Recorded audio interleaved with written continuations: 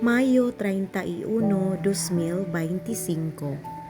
Pagbasa gikan sa Santos nga Ebanghelyo sumala ni San Lucas.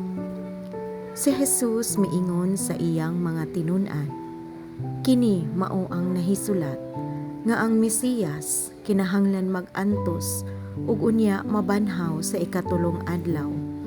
Ug nga sa iyang ngalan ang mensahe mahitungod sa paghinulsol ug sa pagpasaylo sa mga sala kinahanglan isangyaw ngadto sa tanang mga nasod sugod sa Jerusalem.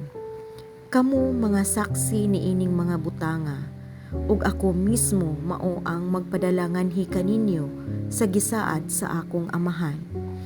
Apan kinahanglan maghulat kamo sa syudad hangtod nga mukunsad kaninyo ang gahom gikan sa kahitas-an.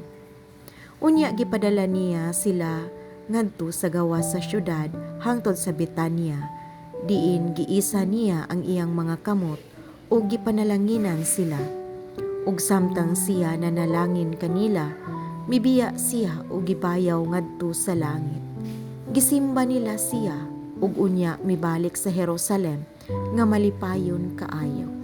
Nagkanunayan sila didto sa templo ug nagpasalamat sa Dios. Ang Ebanghelyo sa Ginoo. Daygon ko ikaw, O Kristo.